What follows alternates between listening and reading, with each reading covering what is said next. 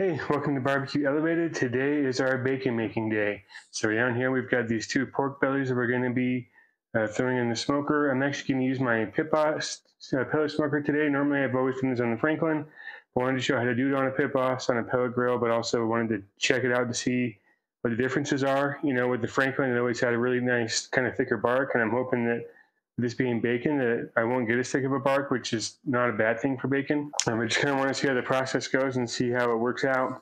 So I've made previous videos that have shown how to cure bacon. So if you want to see how I do it, you can watch those videos there. I'll also put in the description of the video just some instructions on how to do the curing process as well. It's pretty simple to do, especially for bacon. It's really simple. Normally I cure these for about 7 days. These ones I've been doing for 9. Just kind of wanted to see what the differences are going to be from curing a little bit longer. I've really learned just from curing meats with bacon and ham that the curing process is what makes the biggest difference more than anything. So you can even kind of see down here on the meat, it's really got that nice darkish color to it, like a really dark, deep brownish, like grayish red color. It's kind of hard to explain, but it's just a darker color than what the pork normally is, especially when you first buy it. So that's a good sign for the curing. So I'm just going to go ahead and throw these into the pellet grill just the way that they are. I learned from experience that if you put a rub on bacon, it doesn't work as well, just because once you're done with the bacon, you then slice it up and you put it in a grill. You grill it in a pan or like on a griddle or something like that. And when you do that with a rub on it, the rub burns and it's not great. So doing this without a rub, it actually ends up being a lot better. It tastes really well and it does a great job. So like I say, it's the curing that actually gives the meat the flavor anyways, more than anything, where it's just basically been bathing in salt for 9 days, or salt water with some pepper and brown sugar as well. So what I'm going to do is just put these in. I'm going to actually put them in the pellet smoker at 180 and just leave them in there until these things hit 150 degrees internal. And I'll pull them out, we'll let them rest and slice them up, do our taste test, and see how they go. So here's the pork bellies. They're on here, so I've got our bacon going. It's bacon now that it's been smoked, so looking really good. Really like the coloring that's formed on this. I'm really happy with this. Gonna go ahead and start pulling them off soon and let them rest. I put them on the top rack today, hoping it would get a little bit more smoke into them, but also hopefully hoping it would kind of slow down the cooking process. Just had them in here at 180 degrees. It only took about 3 to 4 hours for them to be done.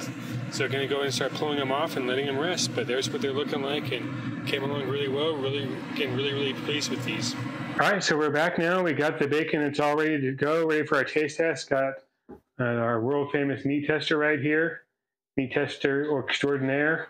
So here's the bacons. We kind of grilled some up a little bit real quick. I'm not the best at grilling it, but there it is. Just threw it on a pan and just cooked it real quick so we could taste test it. Here's the actual pork belly before, after it's been smoked, but of course it hasn't been grilled. But that's what it looks like after it's sliced. You can see the pinkness and the coloring inside of it. So that's what we want to see. That tells us that it's cured exactly how we want it. If it wasn't cured, it would be gray. And that's when maybe next time, let your meat sit in the cure mix a little bit longer, because if it's gray, it didn't get cured, that mix didn't penetrate all the way through. But we're going to go ahead and just try this, check this out and try it and see how it tastes. Again, this was done on the PitBoss.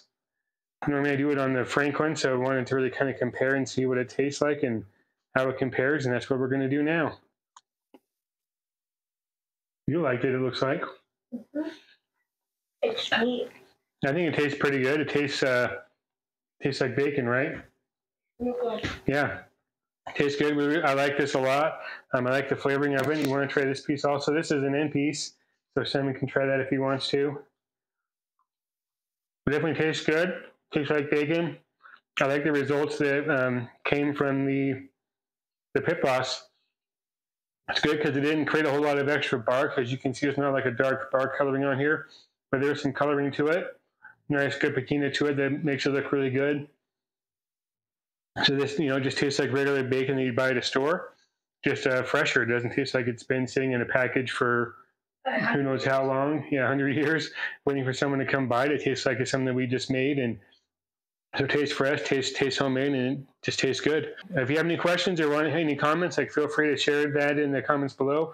In the description, again, I'll put the recipe that I use and the instructions I use for curing the meat.